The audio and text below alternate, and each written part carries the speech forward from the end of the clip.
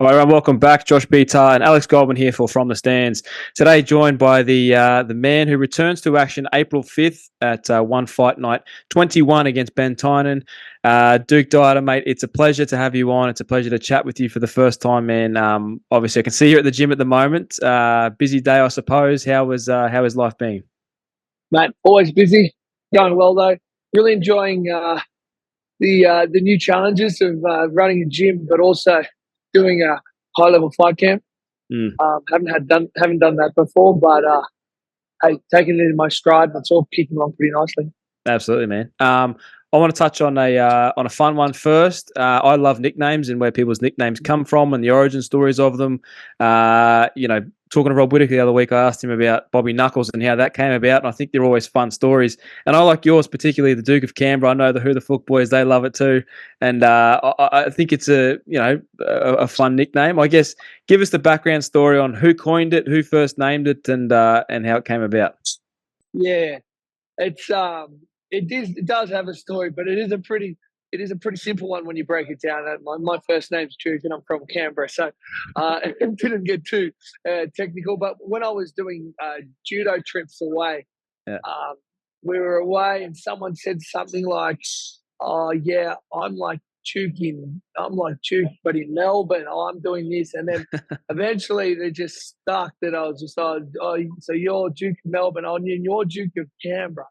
And then it just stuck, Duke of Canberra. Yeah, and then when I went to have my first fight, I was like, oh, well, this one's not too far of a stretch of a name, yeah. I didn't. I remember a bloke online said, "Oh, who'd call themselves the Duke of Canberra?" And I said, "Well, my first name's Duke, and I was born in Canberra. I don't know if that's even arrogant. I don't know. Yeah.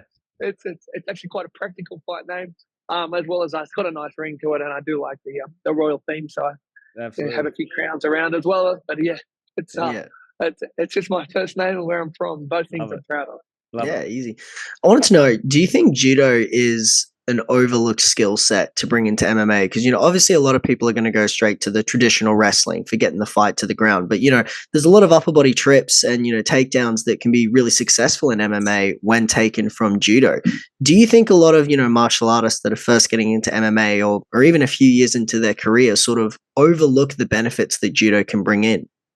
100%. I think judo, if the adjustments are made correctly, it's something that's definitely overlooked. You're seeing it a lot in modern grappling right now, in the Adcc and that sort of no-gi, advanced no-gi. You're seeing a lot more foot sweeps and judo techniques as opposed to the traditional wrestling.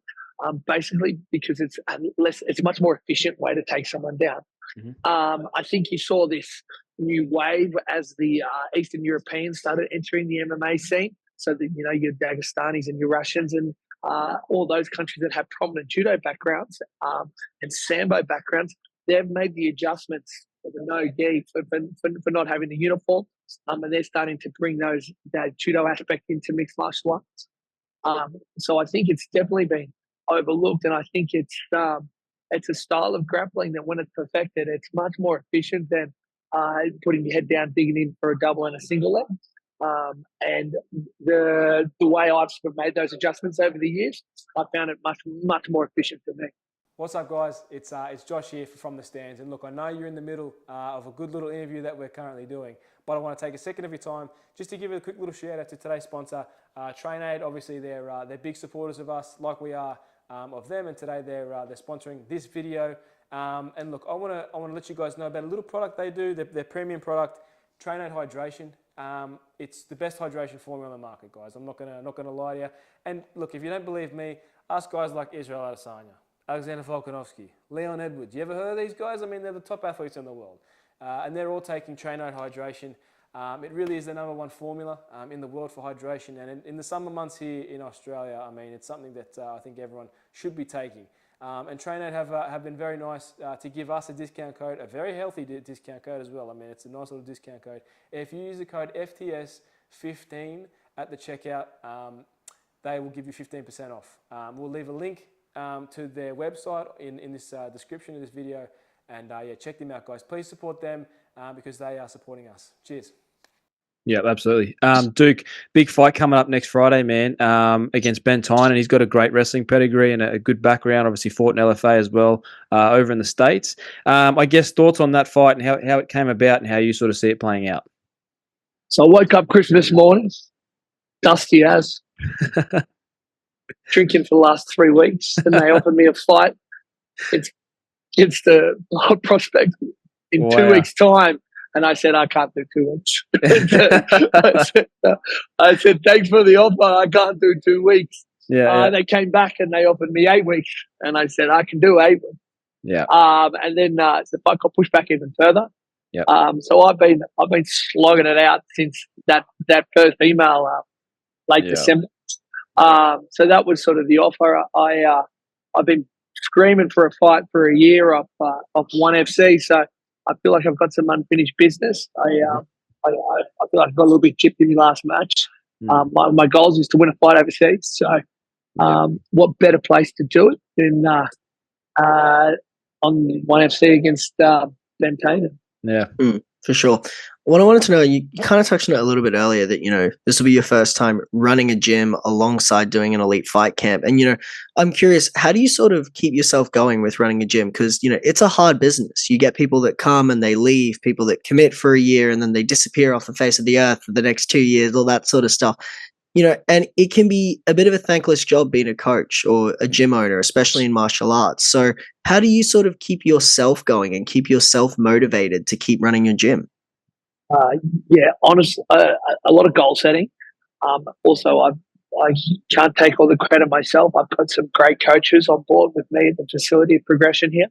And with those coaches, I have the ability to give autonomy to my programs to them.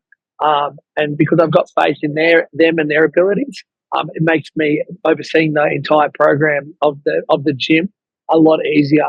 So I've been able to still go down to Melbourne and get training in with my old training partners down there. And I've still been able to focus on myself and put myself first, which I haven't done for the last year. I've sort of put everyone else and the business and the good of the gym. And so for the last few months, I've had to take a step back from that and go back to what I've sort of I know I need to be done. And now that I've come I've sort of finished the camp and almost done. Whilst it was a different challenge, I think I can manage it pretty well now. The gym's the best life ever, so I've got no complaints there. And I think if anything, there's probably no other employment that I can sort of juggle with this sort of full-time fighting role as well. Running a gym, and they go hand in hand, and it's good to be able to lead from the front with my facilities. Yeah, absolutely. Duke, I know Lisa Kiriakou, who fights out of Absolute MMA in Melbourne. She had a fight on ONE Championship middle of last year. And she sort of said when we last spoke to her at the start of this year that she loved the experience fighting on ONE, but ultimately her end goal was the UFC. And she appreciated the opportunity and everything, but her goal has always been the UFC. And I guess for you, I know, you're never going to look past an opponent and those sort of things, and I'm sure you're happy with ONE, but is there ever that little voice in the back of your head that does want to get to the UFC? Because you're only 34, you are still young as a heavyweight. Heavyweights can go for, till their 40s, early 40s. Is that something you've ever considered or thought of? Yeah, look, I take each day. I've had a lot of challenges in the last couple of years. So to be back on the level that I'm at and competing in a major promotion was just a goal that I set for myself a very long time ago. I'm so grateful that I actually got to that position after a couple of the hurdles I had. So in regards to what goes on beyond my contract with ONE and what goes on in the future, I'm just taking each day as it comes. But I can make it very clear that I'm nowhere near finished in my career. So whatever happens after this fight, I'm going to embrace it. I just hope that I can put on a pretty good performance, and that'll put me in good stead for down the line. I think you'd be silly to rule anything out, and I obviously I'm going to be putting myself in the best possible position to be able to take any opportunity that arises. And You never know what's around the corner. The opportunity with one came very, very quickly. So one day you could be, not expecting anything, and then the next day you get a phone call that could change the trajectory of your career. So I'm always, always, always thinking that way. I've had a very long career, so anything that comes up, look, I'll be there ready and just make sure that I'm in the best version of myself for those opportunities that arise. And talking about opportunities that arise, you've got an extensive grappling background, Oceania Judo champion, Pan Pacs, no-gi champion. I'm curious, would you have any interest in either ADCC at some point in the near future, or if a high-profile grappling match presented itself in one, would you be interested in that? 100%. If I can fight on one without having to get clipped around the ears, that'd be fantastic. Yeah. So please, yes. Oh, yes. You get all the fun without the risk. So that'd be fantastic. I'm quite active in the Australian grappling scene when it comes to super fights, and I do like that. And the Adcc is something that's been in the back of my mind. I feel like my style probably suits it pretty well. I've grappled with a lot of the best guys around Australia, and a few of them have told me that my style would be probably pretty suitable. I'm not ruling out a run at Adcc, which is prioritize the MMA for now. I know there's another trials later this year, so whether it be this year or down the line, it's definitely something that I think, especially as you said, at a heavyweight, I'm not only just starting to hit my prime now. I'm not really feeling like I've hit my peak and I'm heading back down. I feel like I'm still on the upward trajectory, and my body's starting to really. So my mind's starting to catch up with my body. So I'm not just a pull at a game.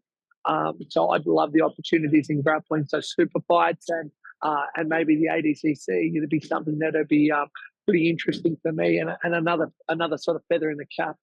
Absolutely. Duke, last couple of questions, man. We won't keep you too long. I know you're in the gym. You've probably got a busy arvo, man. I know you're talking about the upwards trajectory, and you've spoken about goal setting a lot. What is not the last, but what does the next few years look like for you in terms of goals that you would like to achieve in the sport and outside of it? So my plan is always one step at a time. Short-term goal, just make sure I win a fight overseas.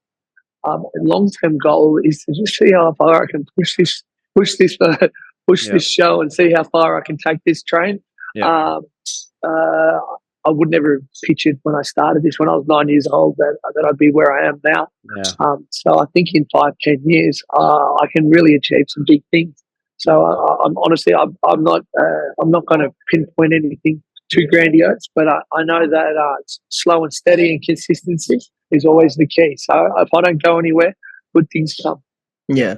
Last question for me, man, is, I want to, you said that you've grappled with, some of the best people in Australia. And, we have a lot of grapplers now that are very high level, yourself, Josh Saunders, Craig Jones, of course. But do you think the general level of grappling in Australia is approaching the level that we see in the US, in Canada, in Brazil? Or do you think that we still have a long way to go? I definitely think the depth might not be there, but I think at the top end, it's starting to they're starting to be able to compete overseas. I think the fact that the sport has exploded and it's a relatively young sport. I'll use judo as the comparison. Judo's been established for so many decades that Australia's always been playing catch up to try and catch up to those more established Asian and Eastern European countries. Whereas in the grappling, as it's all exploding at once, and with the sort of globalization and the age of technology, everyone's techniques are coming at the same level.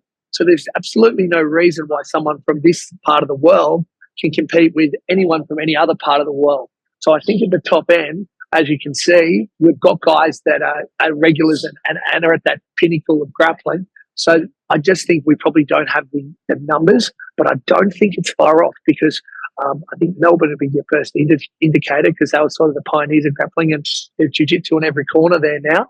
And some of the most established teams down there. I know I train the Australian elite team, and they've just opened a mega facility.